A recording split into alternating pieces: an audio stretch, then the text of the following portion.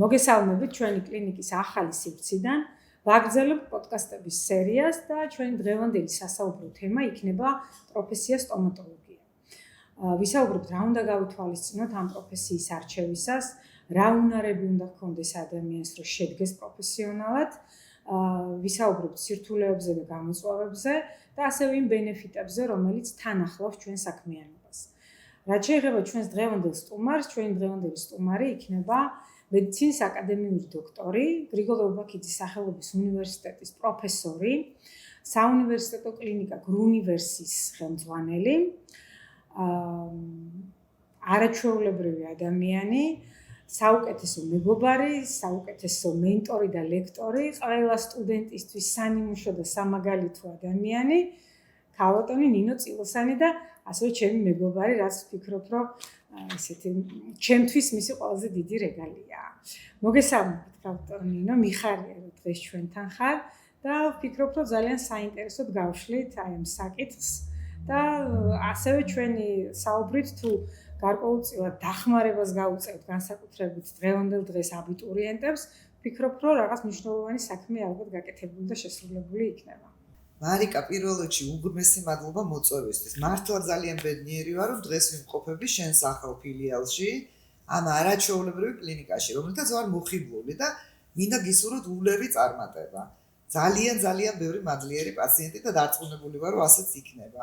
და თემა, რომელიც დღეს ჩვენი პოდკასტის სასაუბრო თემა, მართლაც ალბათ აქტუალურია ძალიან ბევრი ადამიანისთვის, ვინც დღეს ფიქრობს იმაზე, თუ როგორ გადაწყვეტოს პროფესიული არჩევანი, როგორ გააკეთოს ეს არჩევანი. ასე რომ ვფიქრობ თემა საინტერესოა. უღრმესი მადლობა მოლოცვისთვის და მეც მგონია, რომ ძალიან საინტერესოა განსაკუთრებით ამ ეტაპზე, როდესაც აბიტურიენტებს სწორედ უდგათ პროფესიის არჩევანის, ესე ვთქვათ, საკითხი. ჩვენ საკმაოდ დიდი გზა გავიარეთ უკვე ამ პროფესიის არჩევანიდან დღემდე და ამიტომ ვფიქრობ, რომ ჩვენი გამოცდილების გაზიარება ახალი თაობისთვის საკმაოდ საინტერესო და მნიშვნელოვანი იქნება მათთვის განსაკუთრებით პროფესიის არჩევის საწყის ეტაპზე.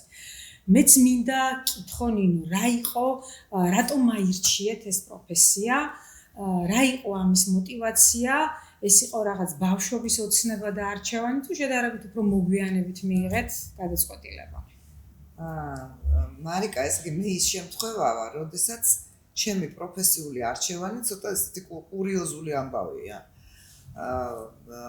დაახლოებით 5 წლის ასაკში ვიცოდი, რომ ექიმი უნდა ყოფილიყავ. ეს მქონდა ძალიან ისეთ მტკიცედ გადაწყვეტილი. იმიტომ რომ 5 წლის ასაკში ბებიამ პირველად მასწავლა ინექციის გაკეთება ბალიშზე და მაშინ გადავწყვიტე, რომ ჩემგან ექიმი გამოვიდოდა.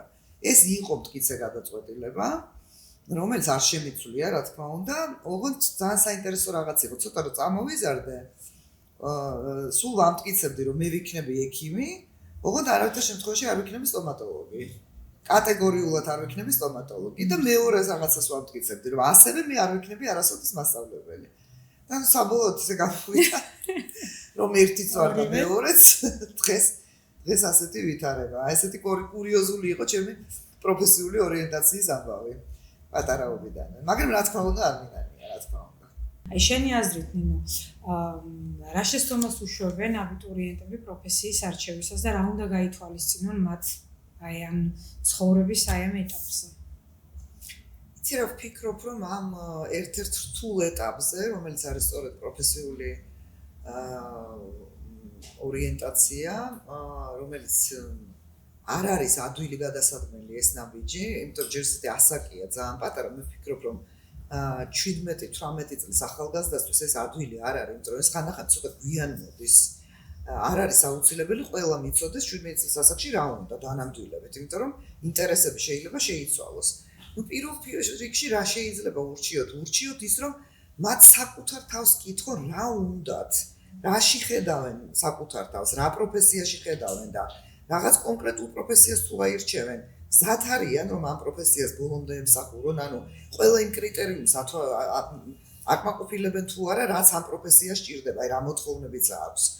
და ყველაზე ხშირად ალბათ საქართველოში გავრცელებული პრაქტიკა რაც არის, ძალიან ხშირად ახალგაზრდები ალბათ ეს მოზრდილების შეცდომა უფრო რაღაცა ძალას ვატანთ ხოლმე ვერევით ამ პროფესიულ არჩევანში და ვაძალებთ ბებიას უნდა რომ ექიმი გამოვიდეს, ბაბუას უნდა, დედას, მამას, ყველას პატივისცემა, მაგრამ მე ვფიქრობ, რომ ადამიანმა თვითონ უნდა აირჩიოს ის სფერო, სადაც ხედავს თავის თავს. იმიტომ რომ ეს არ არის ეპიზოდური რაღაცა ნაწილი მისი ცხოვრების, ის სამუდამოდ უძღვნის რაღაც. თუმცა შეიძლება პროფესიის შეცვლა. ესეც არ არის ტრაგედია, ალბათ ყოფილა ასეთი შემთხვევები, რომ ადამიანმა ვერ იგრძნო თავი კარგად იმ პროფესიაში, რაც აირჩია და მერე სხვა გზა აირჩია. ესეც არ არის ტრაგედია, მაგრამ უბრალოდ შეიძლება დაკარგული წლები იყოს ეს მეტი არაფერი. ამიტომ საკუთარი რაღაცა გულის საკუთარ ინტუიციას უნდა ენდოს ალბათ ადამიანი ამ შემთხვევაში. თუმცა არის რაღაც გარკვეული უნარები, გარკვეული თვისებები, რომელიც უნდა გქონდეს ადამიანს იმისთვის, რომ შედგეს კარგი ექიმად. აი შენი აზრით, რა უნარებია ეს, რა თვისებები უნდა გქონდეს ადამიანს, რომ ჩამოყალიბდეს კარგი ექიმად? იცი, აქ, როდესაც ექიმობას ეხება სწორედ საქმე, აქ ცოტა, რა თქმა უნდა, უფრო რთულად არის საქმე. მე ვფიქრობ, ჩემი აზრით. თუ კონკრეტულად სტომატოლოგობაზე ვლაპარაკობ, სტომატოლოგია არჩევანი, ხო, ადამიანის. მე უბრალოდ პატარა რჩევას მივცემდი ახალგაზრდებს, რომ დაფიქრდნენ ერთ რაღაცაზე. ექიმი, სტომატოლოგი, ეს არის ძალიან რთული პროფესია, ძალიან კომპლექსური პროფესია. აი რომ შევადაროთ მედიცინის სხვა დარგის წარმომადგენლებს, მაგალითად, ჩვენ შეგვიძლია ასეთ დაკვირვება ვაწარმოოთ, რომ მარიკა, ჩემი და შენი პაციენტი და მომავალი სტომატოლოგების პოტენციური პაციენტი არის მოსახლეობის აბსოლუტურად 100%. ასე გამოდის ფაქტობრივად. და საინტერესო ის არის, რომ ამ 100% და 100%-ში გულისხმობ ნულიდან ხანდაზმული ასაკი შათვლით, ხო? და ამ 100%-დან დაახლოებით 30-40%-ს აუცილებლად ექნება თანხლების სომატური დაავადებები, სხვადასხვა ქრონიკული დაავადებები, სხვადასხვა პრობლემები ჯანმრთელობის, სხვადასხვა კონდიციები, რომელიც არ არის პათოლოგია, მაგრამ ის ფიზიოლოგიური კონდიცია, რომელიც უნდა გაითვალისწინოს ექიმმა. ამიტომ ამით რისი თქმა მინდა?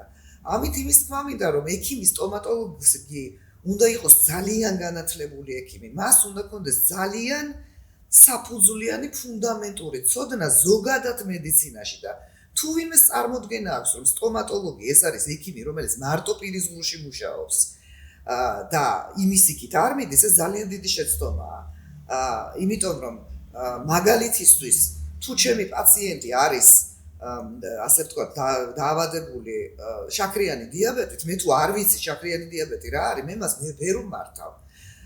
თუ ექიმმა არ იცის სტომატოლოგმა რა არის ფეოქრომოციტომა, ის ვერ მართავს ასეთ პაციენტს. თუ მან არ იცის რა არის დახურულკუთხოვანი გლაუკომა და არა აქვს ელემენტარული განათლება ზოგადად მედიცინაში, ის ვერ მართავს პაციენტს სწორად, მას ექნება უამრავი შეცდომა და გართულება. ამიტომ გაირთულებს ცხოვრებას. ამიტომ ექიმი სტომატოლოგი ზუსტად ის სპეციფიკური დარგია მედიცინის, რომელიც მოითხოვს ძალიან ფუნდამენტურ ცოდნას ზოგადად მედიცინაში და მერე რა თქმა უნდა თავის სპეციალობაში. ამიტომ ეს ადვილი არ არის და ყველამ ვინც აპირებს წავიდეს სტომატოლოგიაში, ალბათ ეს უნდა გაითვალისწინოს, რა თქმა უნდა, იმიტომ რომ სხვანაირად არ გამოვა. აი ზუსტად ჩემი შემდეგი კითხვას ფაქტიურად ნაწილობრივ უპასუხე ამ კითხვას. მეც მგონია, რომ სტომატოლოგია აღიქმება როგორც რაღაც მარტივი მედიცინის დარგად და საზოგადოებას გონია, რომ ეს არის ძალიან მარტივი გზა ექიმობამდე და სინამდვილეში აბსოლუტურად გეთანხმები იმისთვის, რომ იყო პროფესიონალი სტომატოლოგი, აუცილებელია გარდა მყარი თეორიული ცოდნისა, აუცილებელია ძალიან ბევრი უნარის, ესე ვთქვათ, ქონა იმისთვის, რომ შედგე პროფესიონალად. ამიტომაც ჩემი შემდგომი კითხვა იქნება ესეთი, არის კი მარტივი გზა ექიმობამდე სტომატოლოგია? არა, ნამდვილად არა. მე მინდა დავარწმუნო, არ შევაშინო, რა თქმა უნდა, ყველა ახალგაზრდა, ვინც აპირებს სტომატოლოგობას და ვინც ეს პროფესიული არჩევანი გააკეთა, ნამდვილად არ მინდა შევაშინო, მაგრამ მათ უნდა იცოდნენ სიმართლე, ობიექტური სიმართლე, რომ სტომატოლოგია ეს არის ერთ-ერთი ყველაზე მძიმე დარგი მედიცინისა, მე გულისხმობ მძიმე ფიზიკურად და ემოციურად და ადამიანი, რომელიც ირჩევს ამ პროფესიას, მას უნდა ქონდეს უნარი გაუმკლავდეს ამას ყველაფერს, მას უნდა ქონდეს უნარი შეძლოს მუდმივად სწავლა, რომელიც ეს პროცესი არასოდეს არ გათავდება მის ცხოვრებაში, მას უნდა შეეძლოს მაშინ როდესაც ის დაუშვებს შეცდომებს ეს აუცილებლად მოხდება მის ცხოვრებაში არ დაეცეს ადგეს ფეხზე თავიდან დაიწყოს ცხოვრება გაუმკლავდეს ახლებურად ახალი ენთუზიაზმით მას უნდა შეძლოს გადადოს ცხოვრება სხვისთვის იმიტომ რომ ის ექიმია და მისი პირველი მოვალეობა სწორედ არის სხვაზე ზრუნვა ასე რომ ეს ემოციური და ფიზიკური თვალსაზრისით ერთ-ერთი ყველაზე ეს არ არის ჩემი აზრი ყველაზე რთული პროფესია ამიტომ ამისთვის მზად უნდა იყოს ყველა კითხვა უნდა დაუსვათ საკუთარ თავს ვარ ამის შემძლებელი თუ არა თუ კი მაშინ ეს თქვენი სწორი არჩევანია იმისთვის რომ ვიყოთ კარგი ექიმი რა თვისებებია საჭირო ანუ საწყისად ხო უნდა არსებობდეს რაღაც თვისებების ერთობლიობა რომელიც მე გარკვეულწილად მომცემს რაღაც იმის ალბათობას რომ გავხდე კარგი ექიმი რა არის ის თვისებების ერთობლიობა რომელიც მნიშვნელოვანწილად განსაზღვრავს კარგ ექიმობას იცი მე ვფიქრობ მარიკა რომ მედიცინის ნებისმიერი დარგი როგორც მეცნიერება რა თქმა უნდა დასწავლადია მე მგონი მეთანხმები absolutely არის ასე თუ ისე დასწავლადი ნუ შეიძლება ვთქვათ მაგრამ მე ვარ ღრმად დარწმუნებული რომ ექიმობა ეს არის თანდაკოლილი მოცემულობა და უპირველესწილად ის არის დაფუძნებული ადამიანის სიყვარულზე ამიტომ ადამიანს რომელსაც აი ეს არ შეუძლია ეს თვისება არ აქვს ადამიანი არ უყვარს და უმაღლესი ემპათია არ აქვს ამის გარეშე ექიმი ვერ გამოვა. აი მაშინ რა როლს თამაშობს აი ამ წარმატებაში ექიმის ემოციური ინტელექტი? ეს ძალიან კარგი კითხვაა.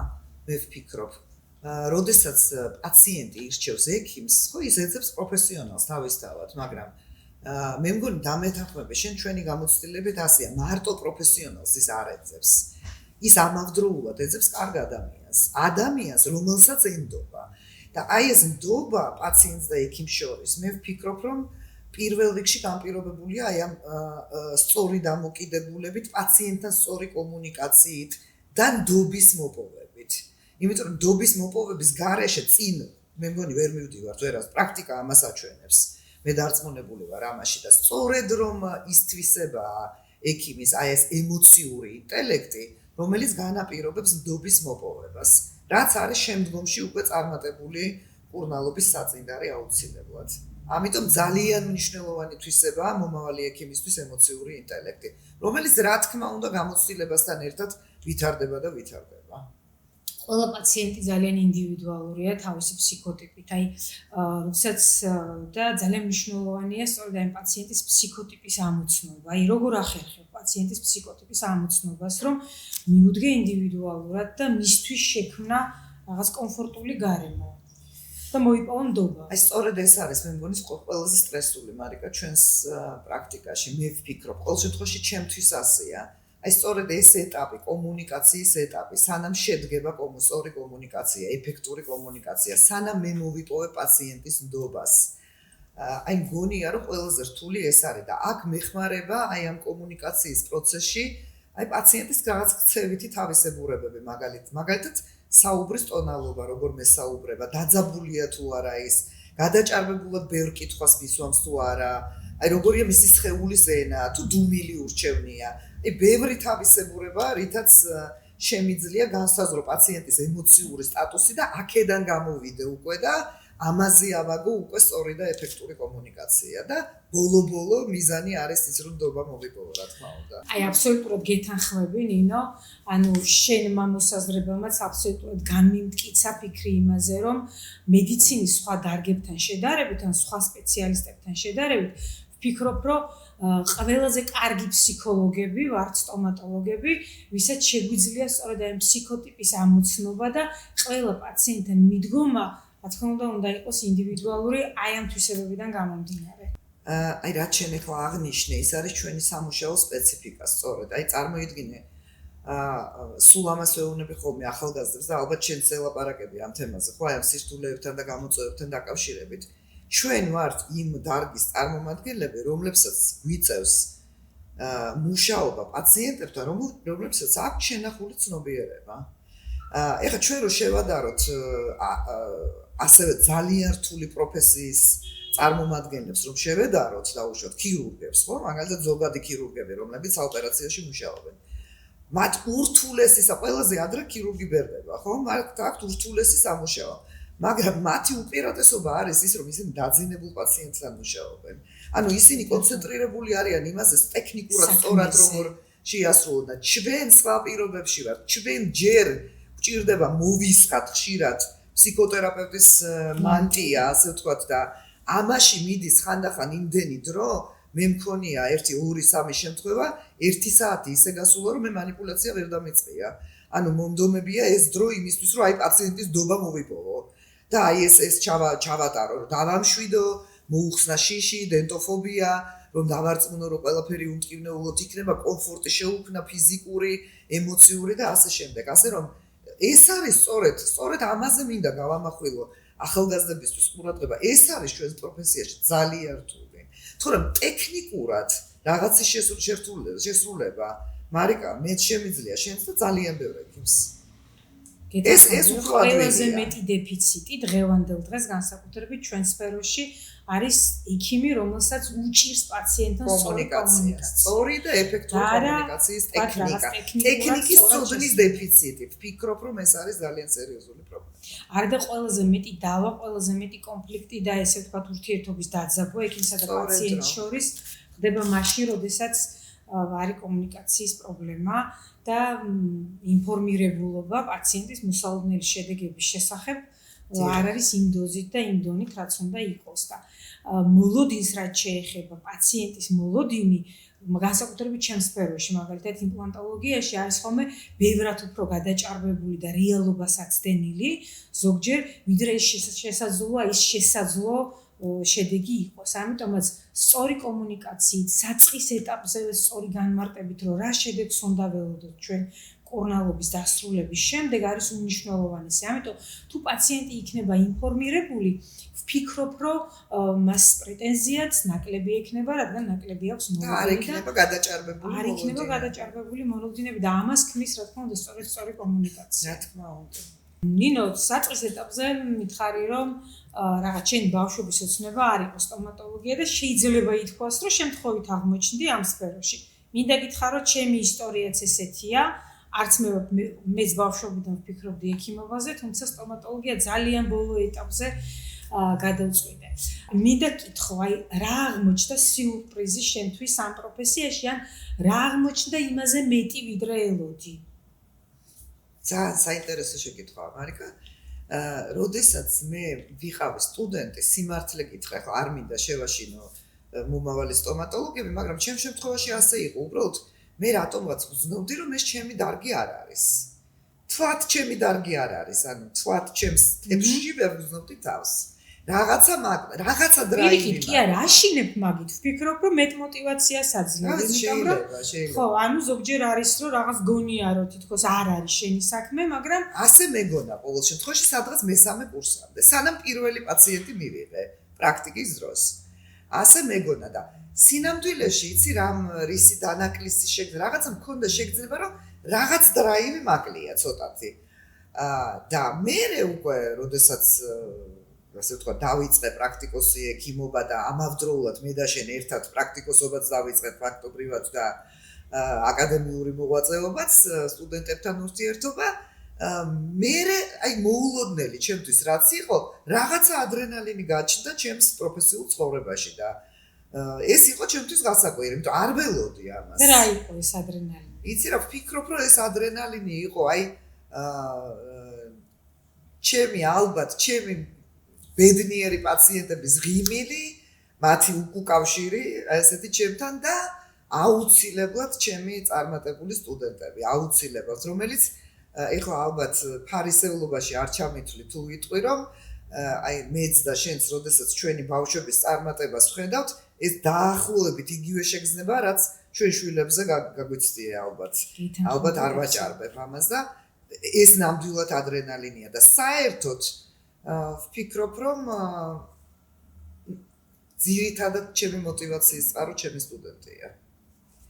ის რაც ხდის უკეთეს, ის რაც აი მიქმნის, ასე ვთქვათ, ის რაც მიქმნის მოტივაციას და შთაგონების წყარო ალბათ ალბათ არის ზუსტად ეს არის პასუხი იმაზედაც, როდესაც შენი საქმე გიყვარს, ის ყოველთვის კარგად გამოგდის და მე ვიცი შენი დამოკიდებულება სტუდენტების მიმართ და სტუდენტების დამოკიდებულება ჩვენს მიმართ. მეც ვიცი შენს მიმართ საოცარი, არ ვიცი, რაღაც თავდადება, თავგანწირვა, სურვილი იმის, რომ რაღაც ცოდნა მაქსიმალურად დაიხარჯო იმისთვის, რომ შენი ცოდნა გადასცე მომავალ თაობას და ვფიქრობ, რომ ეს არის რაღაცა უდიდესი საქმე და ღვაწლი, რომელსაც აკეთებ და აკეთებ საუკეთესოდ. დიდ სიამოვნებას მანიჭებს ნამდვილად.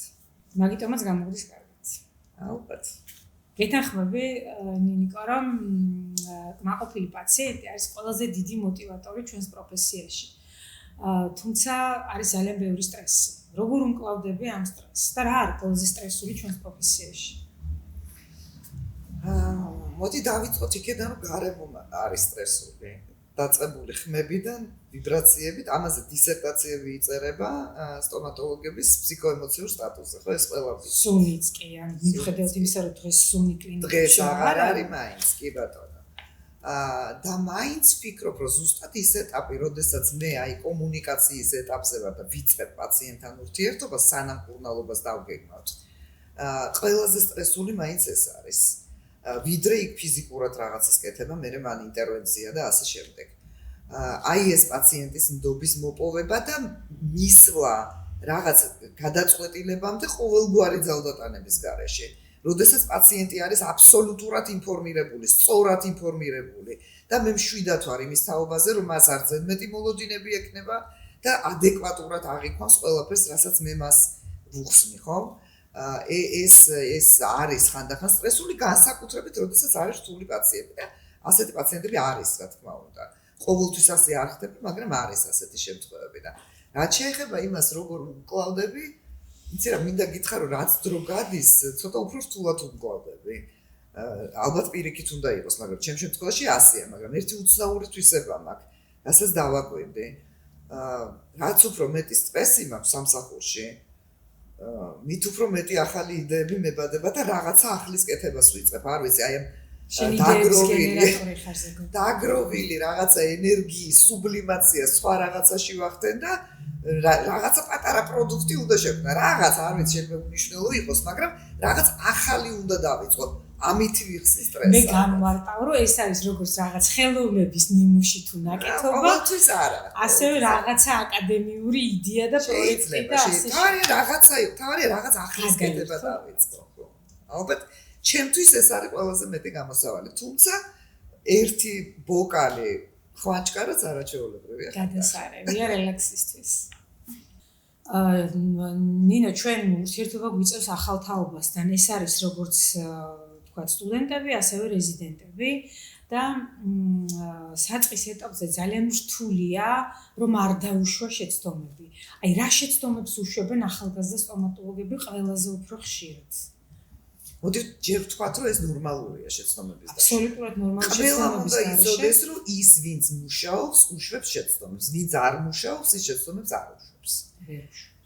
მაგრამ ის რაც მარიკა მე აი რა ვიცი ამოდენი წლის დაკვირვების საფუძველზე შემიძლია ვთქვა, აი ჩემი სტუდენტების და განსაკუთრებით რეზიდენტების შემთხვევაში დაკვირვების ფონზე შემიძლია ვთქვა, რომ ყველაზე ცუდად რაც ხდება და რაზეც ნერვიულობ ხოლმე, ეს არის ის, რომ ზოგიერთს აქვს მოჭარბებული ამბიცია და არის ძალიან თავში დარწმუნებული, ეს ცუდია. ზოგიერთს პირიქით აქვს ძალიან დაქვეითებული თვითშეფასება და ესეც ძალიან ცუდია. ზოგიერთს ეშინია შეცდომების აღიარების. ზოგიერთს არ უყვარს მაგალითად დახმარების თხოვნა, დახმარების მიღება. ესეც ცუდია. ამიტომ ვფიქრობ, რომ აი ეს მიდგომები ახალგაზრდებმა უნდა შეცვალონ. უფრო ღია უნდა იყვნენ. უფრო მიმღებლობა უნდა ქონდეთ. იგივე დახმარების უფროსი კოლეგის, იმიტომ რომ ეს ყველას გაგვივლია. ჩვენას ხო მე და შენ დაახლოებით რაღაც მე 26 წლიანი გამოცდილება ჩვენ ერთნაირად მე და შენ ახლა რო ვიყოთ გვერდ კაბინეტებში, ალბათ ერთმანეთთან ვირბენდით ყოველ წუთში რჩევის საკითხავად და მე ვფიქრობ ეს ნორმალურია და ეს არის პროფესიონალიზმი.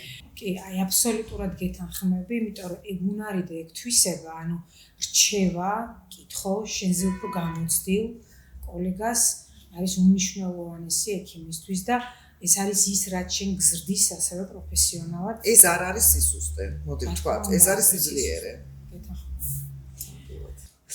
აი ძალიან ხშირად წერდა ახალგაზრდა თაობა ჩვენ პროფესიას ირჩევს, იმიტომ რომ პრესტიჟულია, იმიტომ რომ მაღალანაზღაურებადია, უნდა იყოს თუ არა ეს რაღაცა გამსაზღვრელი და მთავარი мотиваცია პროფესიის არჩევისას. Ну, მე ვფიქრობ, ჩვენ შემთხვევაში ეს აბსოლუტურად დამოუკველია, არამც თუ მთავარი უნდა იყოს, არამედ დამოუკველია, ვფიქრობ, იმიტომ რომ ადამიანი, რომელიც აპირებს ექიმობას, მან უნდა გაიაზროს, რომ ის საექიმო საქმიანობას ეწევა, მთელი ცხოვრება. ეს სხვა რაღაცაა. გასაგებია, რომ ყველა სამსახური ანაზღაურებადია, მაგრამ მე მგონი დამოუკველია ასეთი მე. ანუ ძირითად პრიორიტეტად არ უნდა გავიხადო. რა ვიცი, წარმოუდგენელია. ნინო დასაწყისშივე აღნიშნა, რომ ხარ გრიგოლ რობაქიძის უნივერსიტეტის სტომატოლოგიური სკოლის პროგრამის ხელმძღვანელი.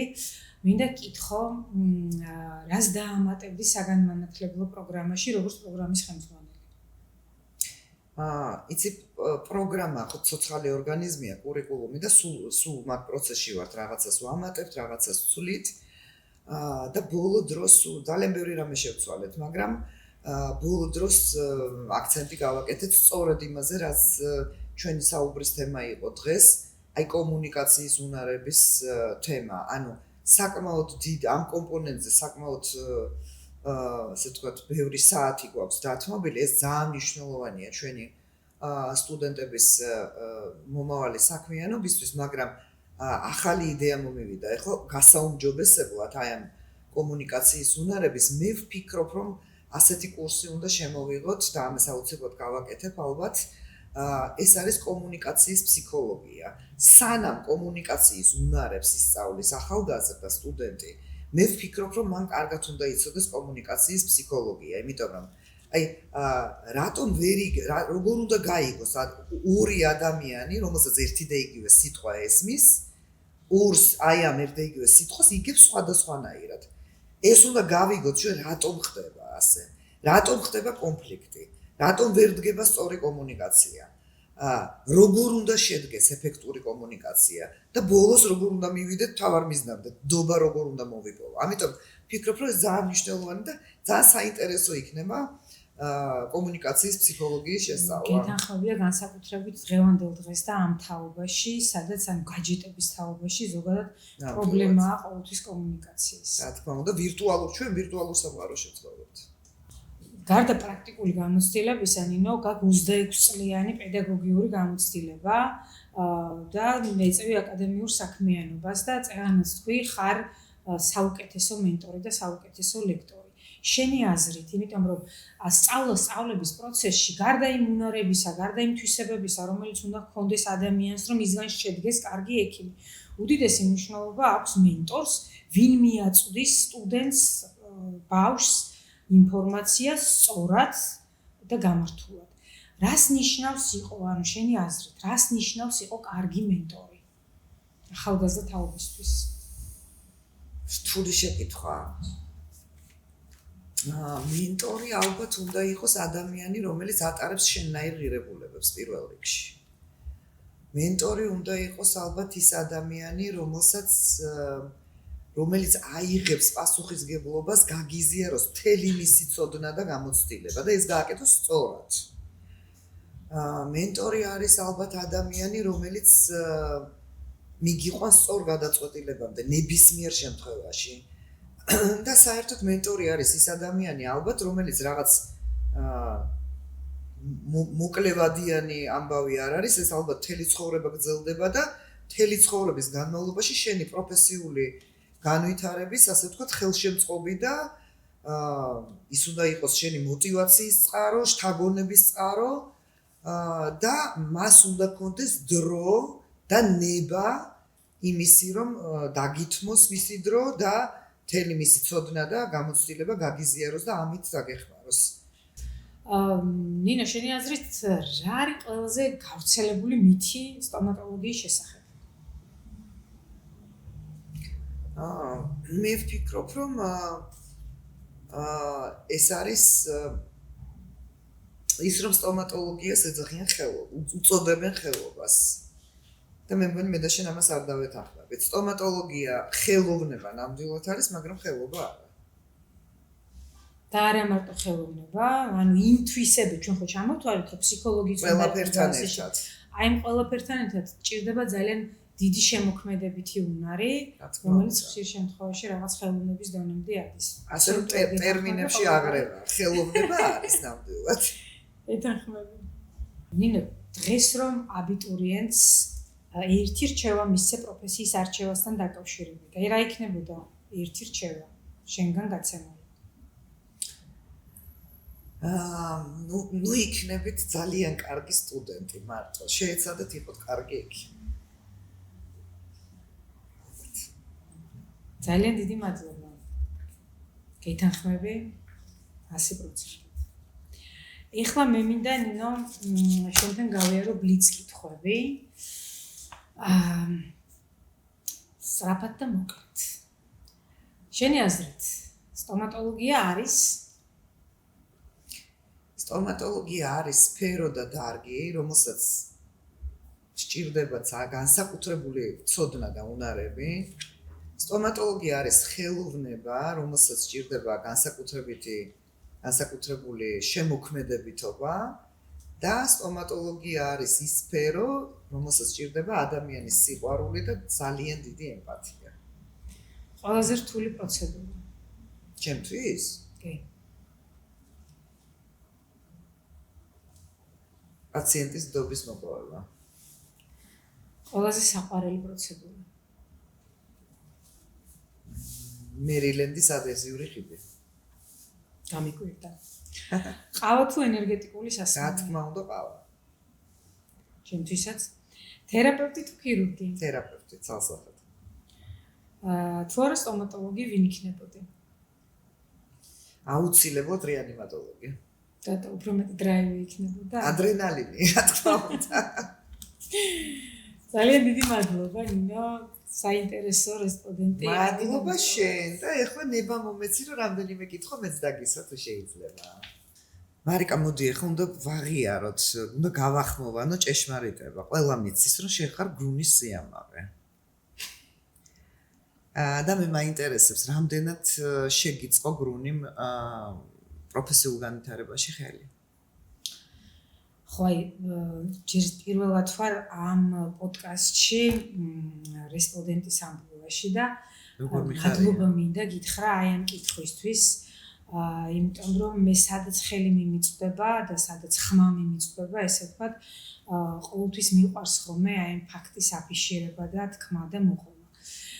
ის რომ უნივერსიტეტმა სტუდენტს უნდა მისცეს ბაზისური ცოდნა, ეს მისი მოვალეობა, მისი ვალდებულებაა და ამაში გასაკვირი და ტაშის დასაკრავი ფიქრობ არაფერი არ არის. თუმცა მთავარი რაც მე გრიგოლ რობაქიძის უნივერსიტეტმა მომცა, ის იყო ადამიანური მხარდაჭერა. იმ პერიოდში ჩემთვის როგორც საკმაოდ წარმატებული და მონდომებული სტუდენტისთვის, რომელსაც ჰქონდა თავისი ბექგრაუნდი, ანუ დაბადებული საქართველოს ერთ-ერთ რეგიონში, ერთ-ერთ სოფელში, რომელსაც არც ოჯახის წევრი არ ყავდა ამ სფეროსთან დაკავშირებული და არც ვინმე რაღაც ახლო თანამდებობის პირი და ასე შემდეგ, შეუძლებელი იყო ასპირანტურაზე და აკადემიურ ხარისხზე ფიქრი. უნივერსიტეტმა მე მომცა ეს. პარალელურად უნივერსიტეტის დამთავრებისთანავე მუშაობა დავიწყე საუნივერსიტეტო კლინიკაში, სტომატოლოგიურ კლინიკაში, რომელიც იმ პერიოდში იყო საუკეთესო კლინიკა საქართველოში და ასევე მქონდა შესაძლებლობა, რომ სემინარად მემუშავა სტუდენტებთან. ამიტომ შეიძლება ითქვას, რომ მე ვარ გრუნის პროდუქტი. მე შემქმნა ალმა მატერმა და რობაქიძის უნივერსიტეტმა, ამიტომ შეუძლებელია, რომ მთელი ცხოვრება მადლობელი და მადლიერი არ ვიყო მისი. და ასევე უნდა დავძინო, რომ ძალიან მნიშვნელოვანი ფაქტორი, იმიტომ რომ ნახე, როდესაც ადამიანი თუ კომპანია შენში დებს ამხელა რესურსს, იქ ჩნდება გარკვეული ანგარიშვალდებულება, ეს იქნება იურიდიული თუ მორალური, რომ ბევრი წელი ან მთელი ცხოვრება რაღაც ხარკს უბრუნებდე შენი შრომით, შენ დამოკიდებულებით იმ ადამიანს თუ იმ ორგანიზაციას, რომელმაც შენს მიმართ ესეთი ღვაწლი გაიღო. შემიძლია ვთქვა, რომ არც ერთ ეტაპზე, არც ერთ მონაკვეთში უნივერსიტეტის მხრიდან ჩემს მიმართ არ ყოფილა არანაირი ვალდებულება. მე დღესაც ვარ აკადემიურ შტატში უნივერსიტეტის და ესე ვიქნები მთელი ცხოვრება, სანამ შემიძლება, თუმცა კიდევ ვიმეორებ, აქ არ ყოფილა არანაირი ვალდებულების ელემენტი. ეს იყო ჩემი სურვილი, ჩემი ძალიან დიდი ესე ვთქვათ სურვილი, რომ ჩემი ცოდნა გამიზიარებია მომავალი თაობისთვის და ამისთვისაც კიდევ ერთხელ უდიდესი მადლობა გრომის. მე ვფიქრობ, რომ ნამდვილი ალმა მატერი სწორედ ამას ნიშნავს, რასაც შენ ახლა აღნიშნა. აი გეთანხმები და აი ზუსტად ის რაც მე უნივერსიტეტმა მომცა და გამიკეთა, აი მაგას ვამბობ, არ ყოფილა ის რაღაცა ანგარებითი. მე მომცა შესაძლებლობა, რომ შემექმნა ჩემი თავის საუკეთესო ვერსია და ამის საპირწონეთ მათ არაფერი არ მოთხოვიათ. მარიკა, რამდენად გეხმარება ეს შენი გამოცდილება ამდენწლიანი პრაქტიკოსი ექიმი პლუს აკადემიური პერსონალი, სტუდენტებთან ურთიერთობა პლუს ექიმობა? ნინო, პირველ რიგში აკადემიური საქმიანობა, პედაგოგიური მოღვაწეობა ჩემთვის არის უდიდესი რაღაც მასტიმულირებელი ფაქტორი და დოპინგი. პირველ რიგში რა არის განცდაც მაქვს, ეს არის რომ ცოდნის გაზიარებით ახალგაზრდა თაობის მიმართ თითქოს სამყაროს უბრუნებ ვალს. იმ ადამიანებს ხო ჩვენ ვალს ვერასოდეს ვერ დაუბრუნებთ, ვინც წვლილი შეიტანა თქვა ჩვენს პროფესიულ ზრდაში. ამიტომ თითქოს აი ამ ქმედებით შენ ვალს უბრუნებ სამყაროს. შენი ცოდნის, შენი გამოცდილების გადაცემით ახალგაზრდა თაობის მიმართ. გარდა ამისა, რა თქმა უნდა, როდესაც სწავლების პროცესში პირველ რიგში შენც იზრდები როგორც პროფესიონალი, იმიტომ რომ სტუდენტებთან ურთიერთობა ძალიან საპასუხისმგებლოა, მოითხოვს ესე ვთქვათ საკმაოდ დიდ მომზადებას, იმიტომ რომ სტუდენტი ძალიან კარგად აკეთებს ფილტრაციას შენი აკადემიური მომზადების ხარისხის. ამიტომ მე მგონი ეს გარკვეული პასუხისმგებლობა და რაღაც შენი რეპუტაციის ნაწილია, რომ სტუდენტების წინაშე მიხვიდე და წარსდგე მომზადებული. ეს მომზადება საჭიროებს იმას, რომ მუდმივად ეცნობოდეს სიახლეებს, ახალ სამედიცინო კვლევებს და მუდმივად იყო ჩართული ამ სიახლეების ამოცნობაში, რაც შენ გზრდის პროფესიონალად და ასევე არ ვიქნები მეც ორიგინალური, დაგეთანხმები, შენც აღნიშნე ეს, რომ აი ამ პედაგოგობის უდიდესი ესე ვთქვათ მონაპოვარი და мотиваცია არის შენ წარმატებული სტუდენტი. ბებია მყავდა მასწავლებელი და ვერასოდეს ვერ ვიგებდი ხოლმე და ხშირად მეცინებოდა, როდესაც თავის მოსწავლეებზე წარმატებულ მოსწავლეებზე ძალიან სიამაყით ყვებოდა და ნუ აი ხა ხვდები რა განცდა იყო ეს აბსოლუტურად იგივეს განიცდი, საოცრად ამაყი ვარ და ხშირად მგონია რომ რაღაც ჩემი უდიდესი არა, მაგრამ რაღაც მცირედი ღვაწლით ძალიან დიდი სიამაყით მავსებს ხოლმე და ბედნიერებით. ამიტომ ერთ-ერთი ესე ვთქვათ ბენეფიტი ძალიან მნიშვნელოვანი თემა შენ ცხოვრებაში ალბათ ეს აკადემიური მოღვაწეობა. ძალიან დიდი ამის გარეშე ალბათ არ შემიძლია რეალურად აი წერანას თქვი რაც დავიწყე ჩემი ესე ვთქვათ პრაქტიკული საქმიანობა პარალელურად დავიწყე პედაგოგიურიც, ამიტომ ამ ორის გარეშე ჩემი ცხოვრება ვერ წარმომიდგენია, ამიტომ რაღაც ჩემი ცხოვრების ნაწილია. მარიკა, ჩვენს ხელში გაიარა უამრავმა სტუდენტმა. აი შენი დაკვირვებით, აი ამდენწლიანი დაკვირვებით. პროფესიონალად ჩამოყალიბებაში რა უფრო მნიშვნელოვანია, ნიჭიერება თუ შრომის მოყვარეობა? იცი, ალბათ ორივე. იმიტომ რომ ჩვენი პროფესია არის საქმიანობა, რომელიც მოითხოვს საკმაოდ სხართ აზროვნებას, რთულ სიტუაციებში მარტივად და სწრაფად გადაწყვეტილების მიღების უნარს, საკმაოდ დიდ თეორიულ ცოდნას, ფუნდამენტურ ცოდნას. ამიტომ ნიჭიერების გარეშე ვფიქრობ, რომ ეს ყველაფერი ცოტა რთულად მისაღწევი იქნება.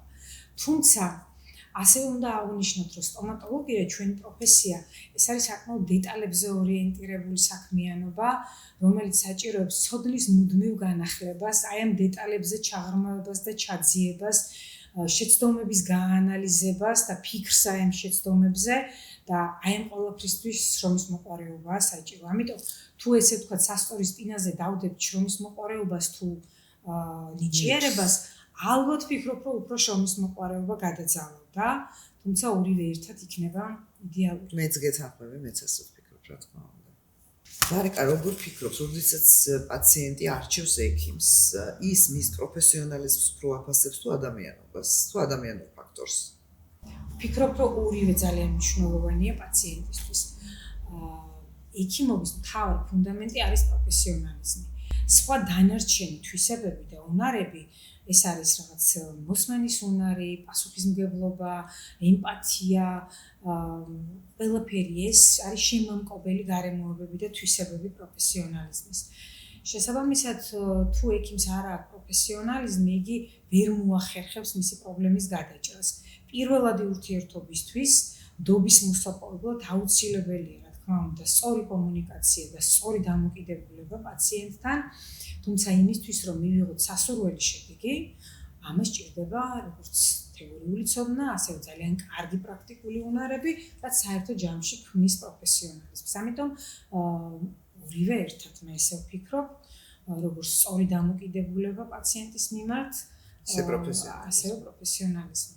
ერთმანეთის გარეშე ვფიქრობ, რომ ორივე ფუჭია.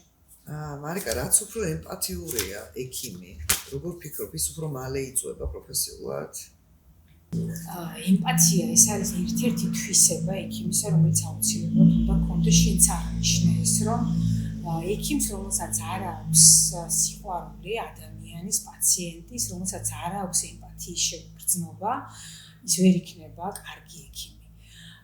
თუმცა აუცილებლად საჭიროა ზღვარი, აუცილებლად საჭიროა ბალანსის დაცვა, რომ ამან არ იქონიოს გავლენა ჩვენს გადაწყვეტილებებზე, ჩვენს ობიექტურ გადაწყვეტილებაზე, იმიტომ რომ პირველ რიგში ჩვენთან პაციენტი არის მოსული იმისთვის, არა იმისთვის, რომ რაღაცა უიესრა მოგივიდა და ვთქვათ, თანაგრძნობა გაუზიაროთ, არამედ იმისთვის, რომ მოუგვაროთ მას ეს პრობლემა. შესაბამისად, თუ ეს გავლენას არ იქონიებს ჩვენს ობიექტურ გადაწყვეტილებაზე და სწორად წარიმართება მკურნალობის პროცესი, რა თქმა უნდა, ემპათია არის თვისება, რომელიც ექიმს ბოდიში ხდის ბევრად უფრო პროფესიონალს. შენ ცხოვრებაში როგორ არის პროფესიული გადაწვა ხშირად გემართება? იცი რა, საწყის ეტაპზე შედარებით უფრო ხშირად მქონდა, თუმცა ვისწავლი ალბათ აი ამ ბალანსის დაცვა და ბოლო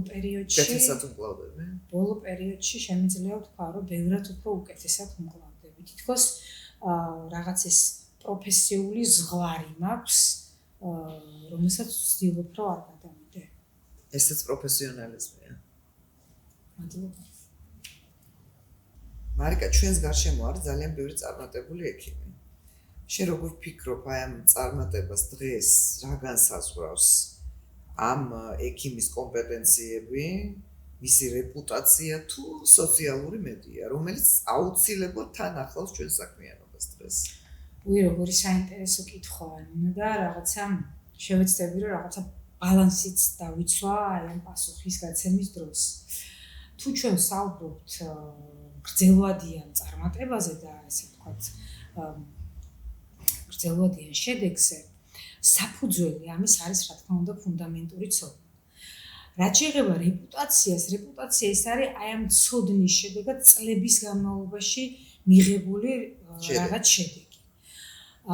სოციალური მედიით ჩვენ შეგვიძლია რომ რაღაც მივიღოთ სწრაფი ცნობადობა, თუმცა რეპუტაციას გაცილებით უფრო მეტი რამ ჭირდება.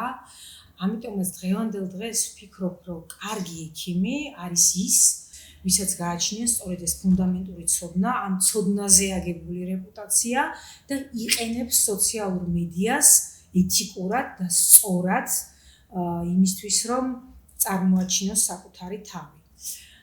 იმიტომ რომ დღევანდელ სოციალურ სივრცეში დამეთანხმებით ალბათ, რომ ჩვენ გვაქვს ცოტა ისეთი არაექიმური გადაცდომები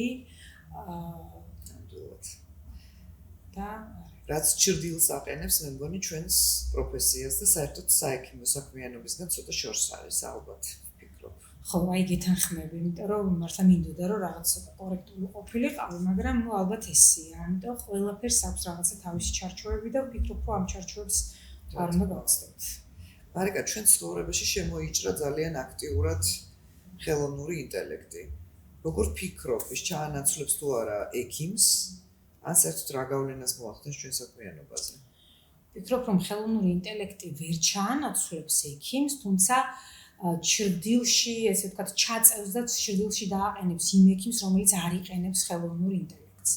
იმიტომ რომ ეს არის შესაძლებლობა დღევანდელ დღეს, რომელიც ჩვენ გვიმარტივებს დიაგნოსტიკას, გვიმარტივებს მკურნალობის გეგმის შესრულებას და გაცილებით უფრო მეტი დრო გრჩება პაციენტისთვის მასთან კომუნიკაციისთვის. ამიტომ ვფიქრობ, რომ ხელოვნური ინტელექტი ეს არის საშუალება, რომელიც გაცილებით უფრო უკეთეს ქმნის ჩვენ როგორც პროფესიონალებს. თუმცა ვერ ჩაანაცვლებს ვერც ერთ შემთხვევაში მე ესე მგონია ექიმს, იმიტომ რომ ყველაფერი ალგორითმები რა თქმა უნდა არ არის. ჩვენ წავამთქვით, რომ ექიმს უნდა ჰქონდეს გარდა იმ რაღაცა თეორიული და პრაქტიკული უნარებისა, ექიმის და პაციენტის ურთიერთობაში უმნიშვნელოვანესია ემპათია, კომუნიკაცია, რაღაც მისი ტკივილის გაზიარების უნარი. ამიტომაც აი ამ ყველაფერში ვერ მოხდება ჩანაცვლება ხელოვნური ინტელექტის მიერ და ამიტომ მე მგონია, რომ არ იმუქრება ნამდვილად ექიმის პროფესიაში ჩანაცვლება AI-ის მიერ. ასეთ საშიშროება ალბათ არ იქნება ბოლომდე. მე ესე ვფიქრობ ყოველ შემთხვევაში. როგორ არის შენს პრაქტიკაში რთული кейსის მართვა უფრო გიჭირს თუ რთულ პაციენტთან ურთიერთობა? ალბათ რთულ პაციენტთან ურთიერთობა მე მგონი არ ვიქნები რაღაც გამონაკლისი, ყველა ექიმი ალბათ ამ პასუხს გასცემდა. იმიტომ რომ ჩვენ მით უმეტეს რაღაც ამდენ წლიანი გამოცდილებით უკვე გვაქვს ის პრაქტიკული უნარები, რომ გავუმკლავდეთ რთულ კლინიკურ შემთხვევებს. თუმცა ყველაზე უფრო რთული აი ამ მკურნალობაში არის ნდობის მოპოვება. თუ პაციენტს ნდობა არ აქვს ექიმის მიმართ, რა თქმა უნდა ის შედეგი ვერ დაიდება, რაც ჩვენ გვინდა და ეს ჩვენ პირიქით ხელს გვიშლის ასევე შემდგომ თუნდაც იმ რაღაცა ჩვენი პრაქტიკული უნარების განხორციელებაში. ამიტომ ასეთ პაციენტებში, ესეთ რთულ პაციენტებში შენს დამეთანხმები ალბათ, რომ გაცილებით უფრო მეტი დრო იხარჯება კომუნიკაციაში, მეტი რესურსი, მეტი ემოციური რესურსი იხარჯება სწორედ ნდობის მოპოვებაში. მე ყველაფერი ძალიან მარტივად მიდის. ამიტომაც რა თქმა უნდა, გაცილებით უფრო რთული არის ემოციურად გამკლავება რთულ პაციენტთან. და ბოლო კითხვას დაგისვა. შენ როგორც პრაქტიკოსი ექიმი, შეგიძლია ისაუბრო საკუთარ შეცდომებზე? იცი რა, უკვე შემიძლია. ალბათ იყო რაღაც ეტაპი და ალბათ ყველა ექიმის ცხოვრებაში, როდესაც ესე ფართო მასებისთვის, კოლეგებისთვის, სტუდენტებისთვის, რეზიდენტებისთვის, ექიმებისთვის შესაძლებელია რომ ცოტა ესე ვთქვათ ქონდა კომპლექსები, რომ რაღაც ჩემი შეცდომებზე მესაუბრა და გამიზიარებინა მათთვის. თუმცა ისიც ალბათ წლებს მოაქვს. დღევანდელ დღეს მე პირიქით ვალდებულად ვთვლი თავს, რომ ვისაუბრო ჩემ შეცდომებზე, იმიტომ რომ წაღან შენს თქვენინა, რომ არ არსებობს ადამიანი და მით უმეტეს ექიმი, რომელსაც შეცდომა არ დაუშვია.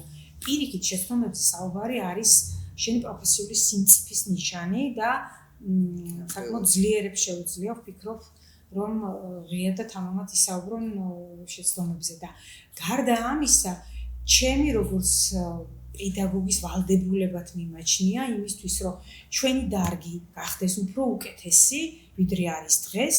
რა თქმა უნდა, მთავარი არგუმენტი, მთავარი ესე ვთქვათ, ამის უფრო მაღალ საფეხურზე აწევის შესაძლებლობა არის იმაში, რომ ჩვენ ვისაუბროთ იმ შეცდომებზე, იმ ნიუანსებზე, იმ დეტალებზე, რომელიც ძალიან მნიშვნელოვანია რაღაც საბოლოო შედეგის მისაღწევად. ამიტომაც მე ვფიქრობ, რომ ეგ არის ექიმის პროფესიული სიმწიფის და სიძლიერის ნიშანი. და არავითარ შემთხვევაში სისუსტეს. არავითარ შემთხვევაში სისუსტეს. მაიკა, ძალიან დიდი მადლობა, რომ მომეცი შესაძლებლობა შენთვის კითხვები დამესვა. მე მგონი დღევანდელი ჩვენი საუბარი ცოტათი მაინც საინტერესო იქნება იმ ადამიანებისთვის, ვინც ეხლა ირჩევს პროფესიას და ცოტათი თუ მაინც დავეხმარეთ მათ პროფესიულ არჩევანში, მე ძალიან ბედნიერი ვიქნები და მადლობა ამ შესაძლებლობებისთვის. შენ. მეც მინდა რომ მადლობა გადაგიხადო პირველ რიგში სტუმრობისთვის. თან აი ამ ამპლუაში, აი ამ პოდკასტში პირველად ვარ, როგორც გითხარი და ცოტა მეტი ვინერვიული, ვიდრე ვთქვათ, ჩვეულ ამპლუაში, ამ ჟურნალისტის როლში არსებობის დროს. ამიტომაც მინდა რომ მადლობა გადაგიხადო მეც ვფიქრობ, რომ ჩვენი რაღაც აზრის გაზიარება თუ რჩევების გაზიარება სასარგებლო იქნება ახალგაზრდა თაობისთვის და თუ ოდნავ მაინც წაადგებათ მათ პროფესიის არჩევაში, ვფიქრობ, რომ ჩვენი საქმე შესრულებულია. ნამდვილად. ძალიან დიდი მადლობა. შენც მადლობა. მადლობა მინდა გადაგიხადოთ ყურადღებისთვის. შეგახსენებთ, რომ არ დაგავიწყდეთ ჩვენი YouTube არხის გამოწერა. მე კი გემშვიდობებით მომავალ პოდკასტამდე.